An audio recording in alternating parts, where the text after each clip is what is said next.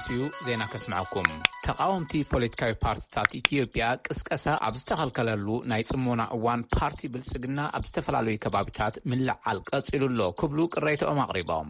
ሃገራዊ ቦርድ ምርጫ ነቲ ጥርዓን ኣጻርየ ስጉምቲ ክወስድ ኢሉሎ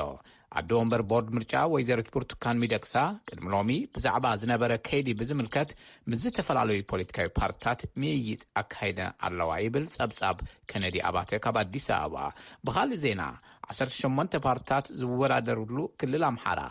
ኣገደስቲ ናይ ምርጫ ናውቲ እናኣተው ምዃኖም ቤት ጽሕፈት ጨንፈር ቦርድ ምርጫ ክልል ኣምሓራ ኣፍሊጡ ኣብ ክልል ኣምሓራ ልዕሊ 7 ሚልዮን ሰባት ንምምራጽ ምምዝጋቦምን 118 ናይ ምርጫ ክልላት ተዳልዮም ከም ዘለውን ሓላፊ ቤት ጽሕፈት ቦርድ ምርጫ ናይቲ ጨንፈር ኣቶ ሞካንንት መከተ ገሊጾም ሶኒ 14 ሰነ 2013 ዓመተ ምህረት ንዝካየድ ሻሻይ ሃገራዊ ምርጫ ፖለቲካዊ ፓርቲታት ናይ ምልዓል ወፍሮም ብቅድሚት ማለት ጠጠው ኣቢሎም እዮም ይብል ጸብጻብ ኣስቴር ምስጋናው ካብ ባህር ዳር ኣብ ክልል ትግራይ ዘሎ ሰብኣዊ ሓገዝ ኣብ መፈተሺ ጣብያታት ዘጋጥሞ ምትእጉጓል ንምፍታሕ ዘኽእል መምርሒ ከም ዝወፀ ቤት ምኽሪ ጸጥታ ግዝያዊ መምሕዳር ትክልል ገሊጹ እቲ መምርሒ ጠሚቱ ንወሃብቲ ሓገዝ ሎማዓንቲ መብርሂ ተዋሂብሎ ሙልጌታ ጽባሃ ተወሳኺ ኣለዎ ኣብ ክልል ትግራይ ዘሎ ሰብኣዊ ቅልውላው ንምፍታሕ ዘይተገደበ ሰብኣዊ ሓገዝ ንክህሉ ህጹጽ ሓገዝ ምግቢ ንዘድልዮም ሰባት ድማ እቲ ሓገዝ ክበጽሖም ምግባር ይግባእ ዝብል ዓለም ለኸ ትካላት እናገለጹ ጸኒሖም እዮም በብእዋን እውን ሓገዝ ናብ ህዝቢ ከይበጽሕ ብሓይልታት ኤርትራን ኢትዮጵያን ክልከላ ይፍጸም ዝብል ክስ እውን እናተልዓለ ጸኒሑ እዩ ኣብቲ ክልል ተበጻሕነት ሰብኣዊ ሓገዝ ንምቅልጣፍ ኣብ ጣብያታት ፍተሻ ጠሚቱ ሓድሽ መምርሒ ብቤት ምኽሪ ጸጥታ ትክልል ከም ዝወፀ ዋና ፈጻሚ ስራሕ ግዝያዊ መምሕዳር እቲ ክልል ዶክተር አብርሃም በላይ ገሊጾም እዮም እቲ መምርሒ ጠሚቱ ድማ ሎማዓንቲ ንሓገዝ ወሃብቲ ትካላት መብርሂ ኣብ ከተማ መቐለ ተዋሂበሎም ዶክተር አብርሃም በላይ ከም ዝገለጹዎም ኣብቲ ክልል ኣብ ጣብያታት ፍተሻ ሓገዝ እኽሊ ዝጽዓኑ ተሽከርከርቲ ብዘይ ገደብ ብህጹጽ ተፈትሾም ንክሓልፉ መምርሒ ከም ዝወፀ እዮም ሓቢሮም የአስቸኳይ ጊዜ ሰብአዊ እርዳታ የሚመለከታቸው አካላት ተፈቅዶ ለአደጋው ተገላጮች ወይ ተጎጂዎች በፍጥነት እንዲደርሱ ናይ ህጹጽዋን ሓገዝ ዝገብሩ አካላት ተፈቂዱሎም ኣሎም ረድኤት ናብ ሓደጋ ዝበጽሖም ወገናት ብቕልጡፍ ክበጽሕ ምእንታን ከምኒ ሕሩጭ ጥራምረ ሃነስቲ ምግቢ ዘይትን ናይ ምግቢ ዓይነት ዘይኮኑ መድሓኒታት ናውቲ ሕክምና ክዳውንቲ ኮቦርታ ዝገጣጠሙ ገዛውቲ ታንከራት መጻሪ ማይን ብተወሳኺ ድማ ንናብራ ብመሰረታውነት ዘድልዩ ናውትታት ብዘይ ዝኾነ ገደብ ብዘይ ምትእጉጓል ኣብ ጣብያታት ፍተሻ ብቕልጡፍ ክሓልፉ ኩሎም አካላት ጸጥታ ድማ እዚ ተግባራዊ ክገብርዎ ኣንፈት ተነጺረሎም ኣብቲ መምርሒ እውን ተኻቲቱ እዩ ዘሎ እዚ ናይ ህጹጽዋን ሓገዝ ዝገብሩ አካላት ኣብ ኩሉ ቦታ ብዘይ ገደብ ክንቀሳቀሱ ተፈቂዱሎም ዘሎ እዮም ዝበሉ ሰራሕተኛታት ውድብ ሕብራት መንግስታት ፍቃድ ዘለዎም ሓገዝ ወሃብቲ ትካላት ብዘይ ገደብ ክንቀሳቀሱ ከም ዝተፈቀደ ዝገለጹ ዶክተር አብርሃም ዝተፈቀደሎም ናይ ውሽጢ ዓድን ወጻእን ማዕኸናት ዜና እውን ተፈቲሾም ክንቀሳቀሱ ይኽእሉ እዮም ኢሎም ናይ ውልቀ ሰባት ዝተፈላለዩ ሸቐጣት ድማ ሕጋውነቶም ብምርጋጽ ጣብያታት ፍተሻ ንክሓልፉ ክግበር እዩ ክብሉ ተዛሪቦም ሕጋውነት ዘለዎም ናይ ነዳዲ ተሽከርከርቲ ኣብ ናይ ፍተሻ ጣብያታት ተፈትሾም ንክሓልፉ ድማ ተፈቂዱ ኢሎም እቶም ዋና ፈጻሚ ስራሕ ኣብቲ መድረኽ እቲ ዝወፀ ሕጊ ኣብቲ ክልል ንዘለዉ ሓይልታት ኣምሓራን ኤርትራን ይምልከት ድዩ ዝብል ሕቶ ዝተልዓለ ኮይኑ ዝኾነ ይኹን ኣብቲ ክልል ኣብ ጣብያታት ፍተሻ ዝርከቡ ሓይልታት ጸጥታ በዚ መምርሒ ተገዛእቲ እዮም ዝብል ምላሽ ተዋሂቡ እዩ ተወሳኺ ድማ ኣብ ጣብያታት ፍተሻ ጉቦ ተቐቢሎም ዘሕልፉ ንብረት ዝዘርፉን ኣካላት ጸጥታ ኣለዉ ዝብል እውን ዝተልዓለ ኮይኑ ስነ ምግባር ዘይብሎም አባላት ክህልው ይኽእሉ እዮም ኮይኑ ግና እዚ ንመላእ እቲ ትካል ዝገልጽ ኣይኮነን ጥቆማታት እንተሃልዮም ድማ ርኢና ክንፈትሖ ኢና ዝብል ምላሽ ተዋሂቡ ኣሎ ኣብቲ ጉዳይ መብርሂ ንምሕታት ንጋዜጠኛታት ኣብ ዝተሰናደአ ናይ መግለጺ መድረኽ ንክሳተፍ ተረኺበ ነይሮም ኮይኑ ግና ናይ ወጻኢ ሚድያታት ክትሳተፉ ኣይትኽእሉን ስለ ዝተባሃለ ካብቲ መግለጺ ክንወፅእ ተገይሩ እዩ ንድምፂ ኣሜሪካ ሙልጌታ ጽባሃ መቐለም ነመስግን ሙልጌታ ኣብ መቐለ 400 ኩንታል ናይ ረድኤት እኽሊ ናብ መኽዘን ውልቀ ሰባት እንትራገፍ ሎማዓንቲ ንግሆ ኣብ ቁፅር ምውዓሉ ፋና ብሮድካስት ጸብጺቡ እቲ እኽሊ ካብ ጅቡቲ ብቐጥታ ናብ መቐለ ኣዋሽ ተባሂሉ ዝጽዋዕ መኽዘን ክራገፍ እናተገብኦ ናብ ናይ ክልተ ሰባት መኽዘን እንትራገፍ ኣብ ቁፅር ውዒሉሎ ገናሒ መኪናን ሓጋዝኡን ሓዊሱ ሰዋናቲ መኽዘን ምርመራ ይግበረሎም ይብል እቲ ናይ ፋና ዜና ኣብ ክልል ኦሮሚያ ዞባ ምዕራብ ሸዋ ወረዳ ሜታ ወልቂጤ ኣብ ስራሕ መንገዲ ዝተዋፈሩ 9 ሰባት ብዕጡቃት ተቐቲሎም ኢሎም ኣመሓዳሪ እቲ ዞባ ኣቶ ድሪሳ ዋቁማ እቶም ኣመሓዳሪ ነቲ መጥቃዕቲ ዝፈጸምዎ ዕጡቓት ሸኔ እዮም ምስ በሉ እቲ ጉጅለ ተስፋ እናቆረፀ ስለ ዝኾነ እዩ ነዚ ተግባር ዝፍጽም ዘሎ ኢሎም ብቕድሚ ትማል ረቡዕ ምሸት ከምዚ ተፈጸመ እውን ሓቢሮም መንግስቲ ሸኔ እናበለ ዝጽውዖን ንርእሶም ናይ ኦሮሞ ነጻነት ሰራዊት ኢሎም ዝጽውዑን ደባይ ተዋጋዕቲ ወሃብ ቃል ዞባ ምዕራብ ብሊሱማ ጉታ ነቲ ቅትለት ኣይፈጸምናን ኣብ መሰረተ ልምዓት ዝሰርሑ ሰባት መቕታልን ንርእሱ ገበን እዩ ክብሉ ኣሉታ ሂቦምሉ መራሕቲ ናይቲ ደባይ ተዋጋዕቲ ኣብቲ ሃገር ይረኣዩ ንዘለዉ ጸገማት ተሓታቲ መንግስቲ እዩ ክብሉ ንዝቐርቦም ክሲ ክምልሱ ጸኒሖም እዮም እቶም ዝተቐትሉ 8 ሰራሕተኛታትን ሓንቲ ምግቢ እተቕርበሎም ጓል ኣንስተይትን ብመኪና እናተጓዓዙ ከለዉ እዮም ኢሎም እቶም ዋና ኣመሓዳሪ ናይቲ ዞባ ብመሰረት ጸብጻብ ናኮርመልካ ብናይ ሕብረት ኣፍሪካ ኣካል ዝኾነ ኮሚሽን ናይ ሰብኣውን ህዝብን መሰላት ኣፍሪካ ኣፍሪካን ኮሚሽን ኦን ሂውማን ኤንድ ፒፕልስ ራይትስ ኣብ ክልል ትግራይ ንኣዋርሕ ብሰንኪ ዝቐጸለ ኣዕናዊ ግጭት ዓጸቦን ናይ ዘርኢ ምጽናትን ከም ዘስዓበ ናብ መጠንቀቕታ ዘምርሐ ተፈጺሞም ዝበሃሉ መጋህስታት ንዝካየድ ሓድሽ ምርመራ ብዘይወዓል ሕደር ጠጠው ከብሎ መንግስቲ ኢትዮጵያ ሓቲቱ መግለጺ ሚኒስትር ወጻኢ ኢትዮጵያ ነቲ ነጻ ምርመራ ዝተጋገየን ናይ ሕጊ መሰረት ዘይብሉን ክብል ብምንቃፍ ኣብ ክንድኡ ናይ ሓባር ምርመራ ክካየድ ኣለዎ ኢሉ ኣባላት ናይቲ ዝተመስረተ ሓድሽ ኮሚሽን ግን ተፈጺሞም ዝበሃሉ መጋህስታት ሰብኣዊ መሰላት ምርመራ ክቕጽል እዩ ኢሎም ዝጀመርናዮ ጠጠው ኣይብልን ኢሎም ናይቲ ኮሚሽን ምክትል ኣቦ ወንበር ሮሚ ጎይ ሉሙምቦ ትማል ሐሙስ ንጋዜጠኛታት ኣብ ዝሃቦ መግለጺ ኢትዮጵያ እቲ ኮሚሽን ንትግራይ ክርኢ ፍቃድ ሂባቶ እያ ብሰንኪ ኩነታት ጸጥታ ግን ኣይተወሰነን ኢሎም ብምውሳኽ ዝኾነ ይኹን ውጽኢት ምርመራ ብርግጸኝነት ኣብ ጠረጴዛ ኣይሕባእን ኢሎም ሉሙምቦ እቲ ኮሚሽን ጸብጻቡ መዓስ ከም ዘውፅእ ግን ንጹር ኣይኮነን ናይ ሕብራት መንግስታት ወኪል ስደተኛታት ኣብ ዝሓለፈ ዓመት ፈረንጂ ብሰንኪ ኩናት ሁከት ስደትን መጋህስታት ሰብኣዊ መሰላትን ብሓይሊ ዝተመዛበሉ ክብረ ወሰን ብምስባር 82.4 ሚልዮን ምብጽሑ ገሊጹ ካብ 2019 ኣቋጽራ ፈረንጂ ብልዕሊ 400 ወሲኹሎ UNHCR ናይ 2020 ኣቋጽራ ፈረንጂ ዓለማዊ ዝንባለ ጸብጻብ ምምዝባል ኣውፂኡሎ ካብቶም ልዕሊ 82 ሚልዮን ብሓይሊ ዝተመዛበሉ 26.4 ሚልዮን ሰባት ንዓለም ለኸ ዶብ ዝሰገሩ ስደተኛታት እዮም ብመሰረት ናይ ሕብራት መንግስታት ላዕለዋይ ኮሚሽነር ወኪል ስደተኛታት ፊሊፖ ግራንዲ በስሒ ብሓይሊ ዝተመዛበሉ ሰባት ኣብቶም ዝሓለፉ 10 ዓመታት ብዕጽፊ ወሲኹሎ ካብቶም ዝተመዛበሉ 42 ሚእታዊ ቆልዑ እዮም ኢሎም ኣብ ቡርኪና ፋሶ ኒጀርን ማሊን ሓዊሱ ኣብ ሃገራት ማእኸላይ ሳሕል ሁከት ንልዕሊ 750,000 ሰባት ካብ ገዛውቶም ከሃድሙ ገይሩ ምስ በሉ ግራንዲ ኣስዒቦም And then of course Ethiopia where the Tigray crisis has provoked up to we're not even sure about that ካው ቀጽሉ ካብ ምጥቃስ ዓዲ ዘይዑል ኩነታት ኣብ ኢትዮጵያ እዩ ቅልውላው ናይ ትግራይ ርግጸኛታት ክንኮን እኳ እንተዘይከኣልና ክሳብ 1 ሚልዮን ህዝቢ ውሽጣዊ ተመዛበልቲ ዝኾኑሉ ካብ 50 ክሳብ 60,000 ህዝቢ ናብ ሱዳን ዝተሰደድሉ ቅልውላው እዩ ኮሚሽነር ግራንዲ ናይ 2021 ኣቋጽራ ፈረንጂ ዝንባለ መምዝባል ጽቡቕ ኣይመስልን ዘሎ ናብ መንበሪ ገዛውቶም ዝምለሱ ስደተኛታት ድማ ኣዝዮም ውሕዳት እዮም ኢሎም ኣለዉ ዜና ኣብዚ ይፍጸም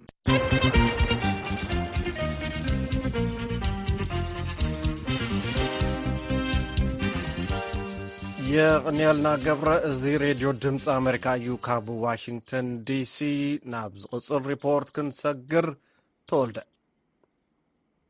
ድመጽቲ ኣብ ኢትዮጵያ ኣብቲ ቀዳማይ ሚኒስትር ኣብይ ኣሕመድ ስልጣን ቅድሚ 2 ዓመት ካብ ዝሕዝ ንፈለማ ግዜ ዝተዳለወ ምርጫ ድምፆም ንሶኒ ንምሃብ ይዳለውሎም ኣዲስ ኣበባ ትርከብ ወኪል ናይ ሄዘር መርዶክ ዛጊት ዝተኸሰቱ ትርኢታት ዝለዓለ ሓሳብካ ምግላጽ ዝተረኣየሉን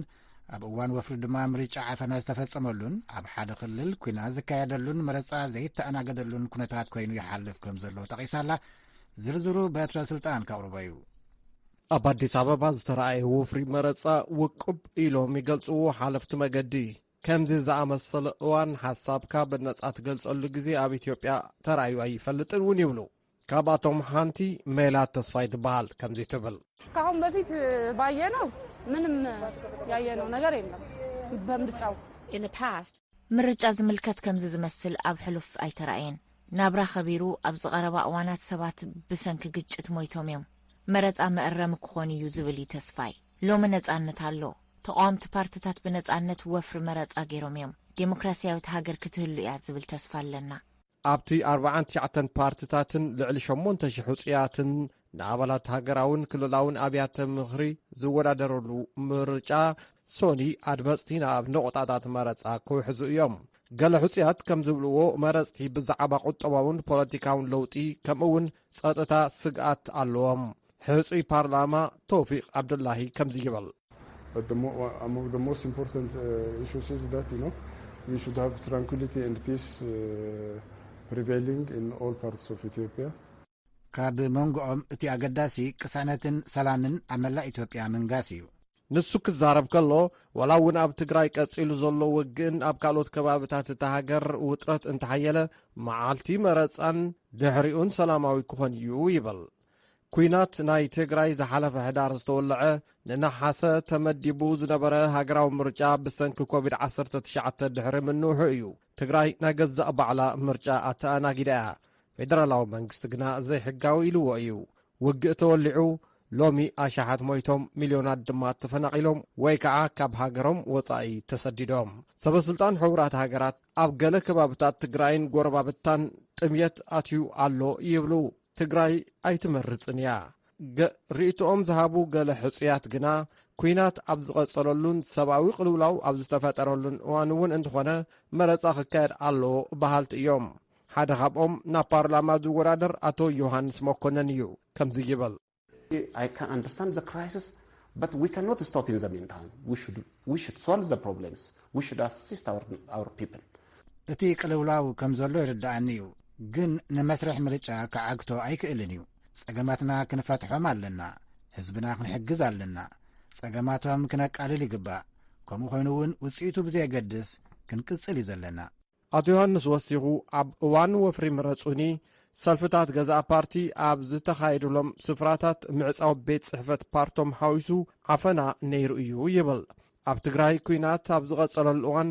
ኣብቲ መረፃ ቀዳማይ ሚኒስትር ኣብዪ ኣሕመድ መንበሮም ሒዞም ክቕጽሉ እዮም ዝብል ትጽቢት ኣሎ። ቀዳማይ ሚኒስትር ኣብዪ ኣሕመድ ን20 ዓመታት ከይተፈትሐን ዝጸንሐ ደውታ ምስ ኤርትራ ንምድቃስ ዝሕግዝ ውዕል ሰላም ተፈራሪሞም ከምኡውን ንኢትዮጵያ ኣብ ጎደና ዴሞክራሲ ኣእትዮማ ብዝብል ቅድሚ 2 ዓመት ሽልማት ኖቤል ሰላም ከም ዝተቐበሉ ይዝከር። ገለ ተሓለቕቲ መሰላት ግና ታሪክ መረፃ ኢትዮጵያ ነቲ ኣብ ስልጣን ዘሎ ፓርቲ ነቲ ኣብ ስልጣን ዝህሉ ፓርቲ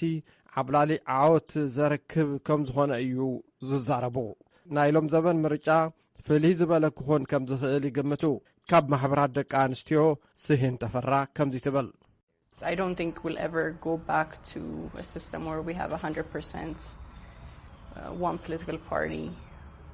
in the parliament anymore. So in that sense, I think it's actually quite big.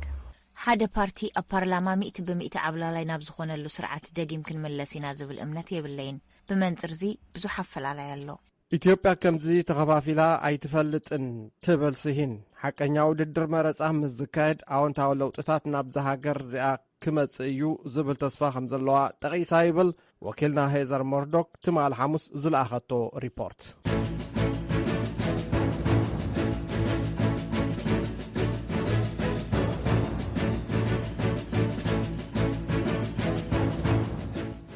ቪኦኤ ሬድዮ ድምፂ ኣሜሪካ ካብ ዋሽንግተን ዲሲ ትከታተሉ ኣለኹም። ክቡራት ናብ ናይ መወዳእታ መደብና ክሕፅልሚ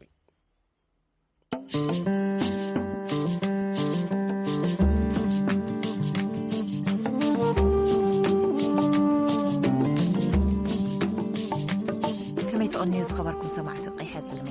እዚ ኣብ 2 ሰሙን ሓደ ግዜ ዓርቢ ዝቐርብ ኣብ ባህልን ስነ ጥበብን ዝጥምት መደብ እዩ። ንሎሚ 2 ጥበባዊ መደባት ሒዝናልኩም ቀሪብና ኣለና። እቲ ፈላማይ መደብና ኣርቲስት ገሊላ ረዳ ትበሃል። ኣብ ትግራይ ተወሊዳ ዝዓበየት እያ። ድሓር ድማ ኣብ ዝተፈላለዩ ሃገራት ኣውሮጳ ክትነብር ጸኒሓ ሕዚ ኣብ ስዊድን ትርከብ። ኣርቲስትን ኣዲ ሓንቲ ቆልዓን እያ። ብዙሓት ኣብ ማሕበራዊ ገጻ ብእተቕርቦም ስራሕቲ ይፈልጥዋ። ብፍላይ ኮፊ ኣርት እናበለት ብትጽውዖ ስራሓ ንሎሚ ቀዳማይ ክፋል መደብና ክነቕርበልኩም ኢና። ስራሕ ስእሊ ከመይ ጀሚርክዮ ብዝብል ኢና ወግዕና ጀሚርናዮ። ገሊላ ትቕጽል እስካብ ዝዝክሮ ቆልዓ ከለኹ ብእርሳስ ብዝረኸብዎ ይስእል ነይረ። ኖርማል ስእሊ ቀለም ግን ቅድሚ 10 ዓመት ገይረ ቀለም ካብ ዝጅምር። ኣበይ ብእርሳስ ትስእሊ ነይርኪ? ያው ኣብ ዓዲ ከለኹ ብዝረኸብዎ ይስእል ኣብ ቤት ትምህርቲ ኣብ ደብተር ሓወይ ሰኣሊ ስለ ዝነበረ እዚ ብሂወት የለኝ። ያው بتعمي بابا سالي نيرو سألت له نافنا رأوه يسأل نيره ولا خلهم بزح إنسباير الجورني يحاول اسكي نابناتك سرح نقتومو تاع عين سرحتي أخذ سرحي تاي بهالو تاع عين ستايلاتي خطلي سرحت خطاي مسلو نجارني سرحتي مجمرة بزح فلتني ببنا سأليو كوفي آرت مجمرة كن بكلام يجمرة نا كوفي آرت الجمر كله ميبي 4 عامات كليل هون قدم هذا الفرح والنور كن كلام خوينو أكريليك لبهال كلام ያው ኦይል አለው አክሪሊክ ተፈላላይ አይነት አለው አና አክሪሊክ የጥቅም ስዕልታቴ ደማ መብዛህቲኦም አብስትራክት ኮይኖም አብስትራክት ፊግራቲቭ ልባሃሉ ፋይን አርት ሐሳብ ይገልጻሎም አይነት ስዕልታት እንዚ ለረአ ግን መልእክት ለለው ነገር ያው ፖርትሬትም ይሰርሕ የናይ ፖርትሬት ናይ ሰብ ምስሊ ማለት እዩ ፎቶግራፍ ሆን ተፈላላይ ስዕልታት ይኸትሰርሒ ግን ድማ መብዛሕትኦም ዝረኣኽዎም ስእልታትኪ ኣብ ደቂ ኣንስትዮ የጥምቱ ጽባቐ ደቂ ኣንስትዮ ተርኢ ኣብ ገለገሊኦም ድማ ናይ ደቂ ኣንስትዮ ጥንካረ ንምግላጽ ዝያዳ ንምጉላህ ዝፍትኑ ስእልታት ርኤልክሞ እስኪ ብዛዕባ ስእልታትኪ ብዙሕ ግዜ ዝጥምትሉ ወይ ክትሕልፍዮም ትደልዮም መልእኽቲ ኣብ ምንታይ እዮም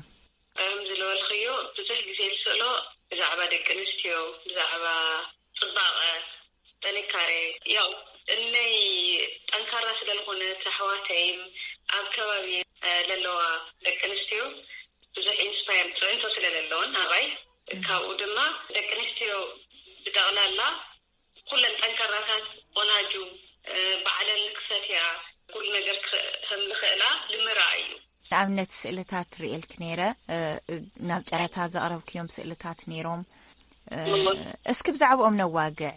ብፍላይ እታውን ዝረኣናያ ጓል ኣንስተይቲ ኣብ ከባቢ ራያ ይመስለኒ ኣብ እዋን ኣንበጣ ዝነበረ ወፍሪ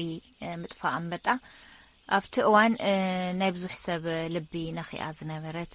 ሰበይቲ ስእሊ እሞ ፎቶ ኣብ ከባቢ ራያ ወጀራት ኣካባቢ እዩ ተሳእለ ኣነ መጀመርያ መዓልቲ ክሪኦ ከለኹ ሓዚና እየ በኸየ እየ ማለት ሓዘናም ድንጋጤያም ኩሉ ነገር ኣብ ገጻ ትሪኦ ኢኻ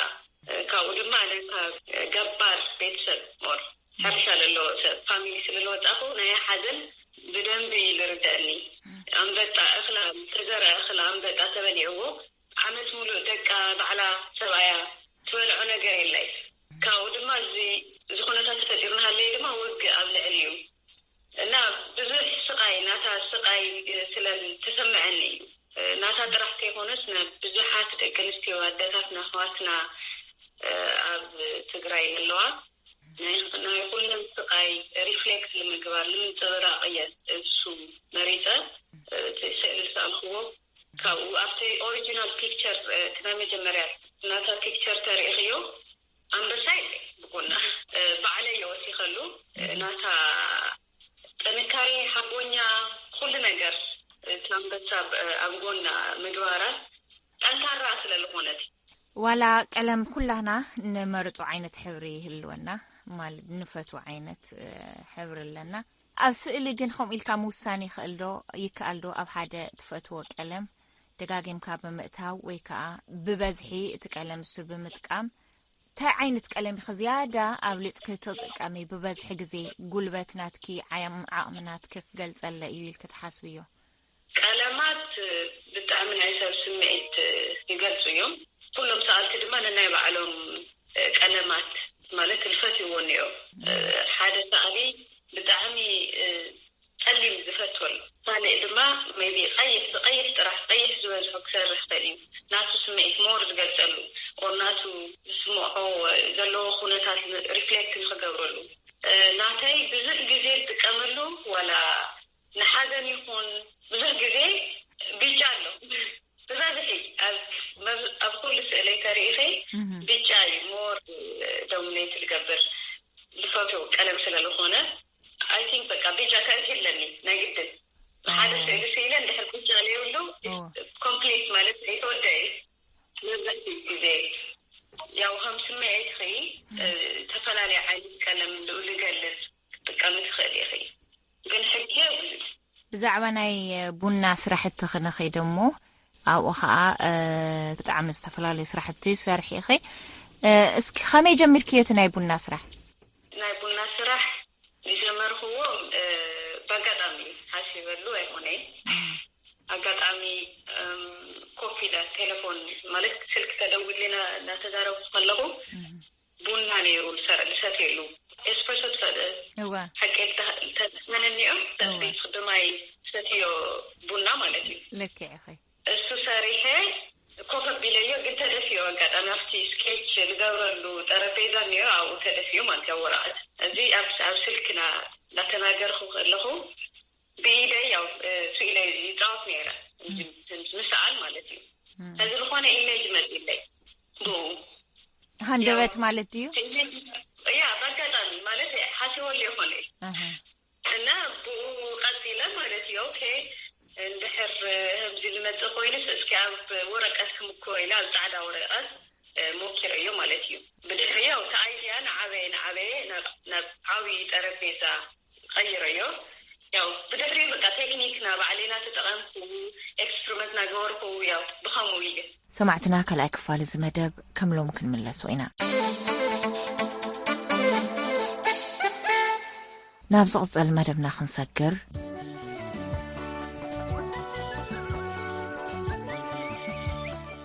ዝናር ጥበባት ማእከል بمخنيات 10 سنة معلت سماعتات إيرترا زحلف ربو 16 سنة 2021 فلونا يزخر مدب كايدو نيرو أبتي أبداراش من محدار زوبا مأخل أسمراز تخايدا ناي زخر مدب قدايم مناقصياتن سنة باباويانن نتي علت زنت أبارقو استفلالي سنة باباو سرحت أقربهم نيروم برهانة برها تخطاتي لو نيرو نابو خسكركم ዝናር ስነ ጥበባት ማእከል በመክንያት 10 ሰነ ማዓልት ሰማዕታት ረቡዕ 16 ሰነ 2021 ፍሉይ ናይ ዘኽረ መደብ አካይዱ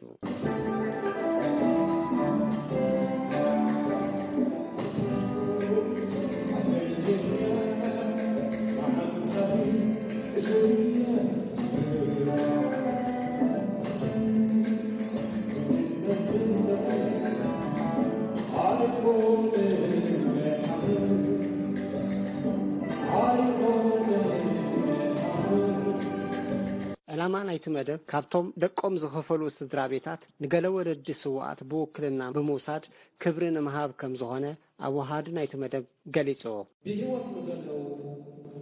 አከራሪ አቦታት ስዋዓት አዴታት ስዋዓት ዝኾኑ ንእሽተይ ነገር ዘይናዕለል ብሶም ይልስለ ዝሓሰበ ምስተፈላለዩ ምሕዳራት ከባብን ዞባታትን ተወኪሱ ኣብዚ ምሳና አቦታት አዴታት ሓሙሽተ ስዋዓት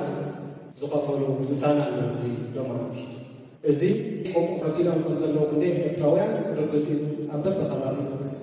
ግን እዚ መደብ ንእሽተይ ክሳብ ዝኾነ ንእሽተይ ነገር ተገብር ስለ ዘለዎ ከዓ ጥበባት ማእከል ነዚ መደብ እዚ ኣዳልዩ ኣብቲ ፍሉይ ናይ ዘኽረ መደብ ሓላፊ ስፖርትን ባህልን ዞባ ማእከል አቶ እንድርያስ አስፈሮም ብዛዕባ እቲ በዓል ኣመልኪቱ እዚ ዝስዕብ ሓፂር መልእኽቲ ኣሕሊፎ 10 سنة تمرتي نايدي أمنس وكف صدري بدم بسيسو بعد سنة سماتات دلدلة ليدنا رقصنا كسابنا معنا هاجر 10 سنة حلقت نايدي إطلاع توهينا سنة أسواع زورنا تزستا رعيتنا زولع حرم فيها زلعانة تقوم ديوت كان مزخان تعبي على مها بركيتا كاس زونه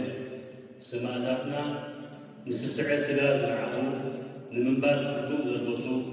حربنها كمهانو أبو مرو كلنا زلعة خبري الله ኣብቲ ፍሉይ ናይ ዝኽሪ መደብ ነፍሲ ወከፈን ሓሙሽተ ደቂ ኣንስተ ሰውእወን ወይዘሮ ርሻን ገብረ ሚካኤል ነባሪት ኳዝየን ንኡዞባ ስረጃዓ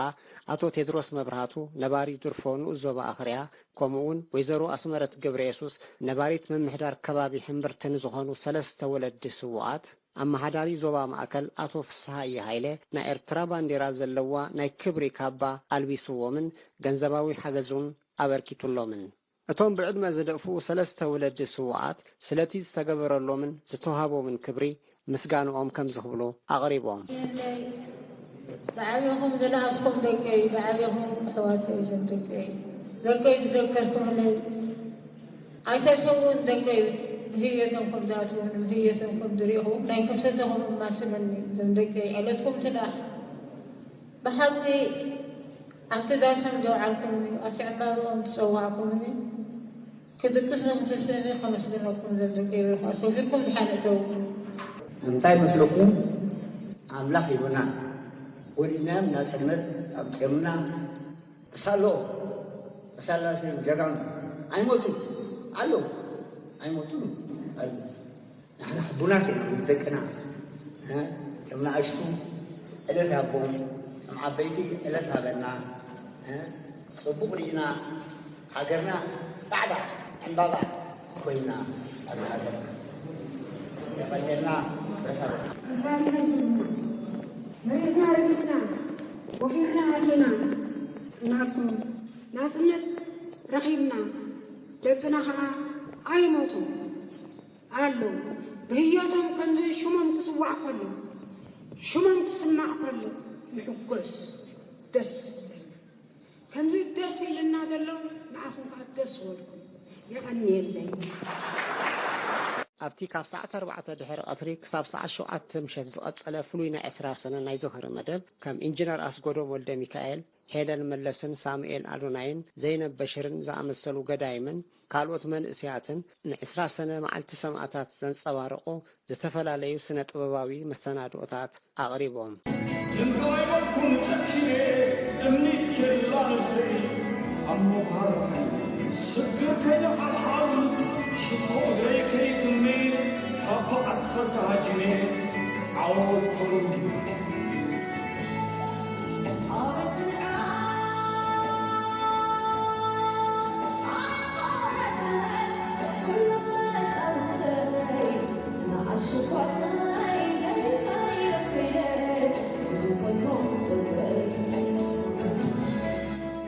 ብዘይካዚ ብዝተፈላለዩ ስነ ጥበባውያን ዝተሰርሑ 9 ቅብኣታቱን ንምርኢት ቀሪቦም ነይሮም ካብዚኦምን እቶም ቀዳሞት 3 ንሽልማት ከም ተሓረዩ ተገሊጹ እዩ ኣብቲ ናይ ዝኽሪ መደብ ዝተፈላለዩ ሓለፍቲ ስራሕ ናይ ዞባ ማእከልን ኣመሓደርቲ ምምሕዳራትን ካልኦት ዕዱማትን ተረኺቦም ነይሮም ብርሃነ በርሀ ንድምፂ ኣሜሪካ ካብ ኣስመራ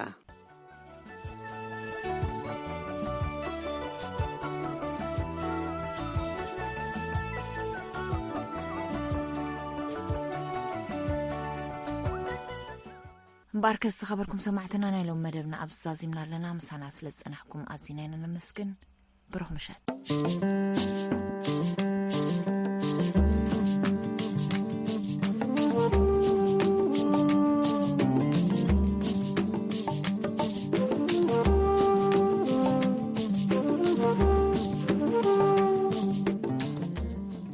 يغنيلنا سارة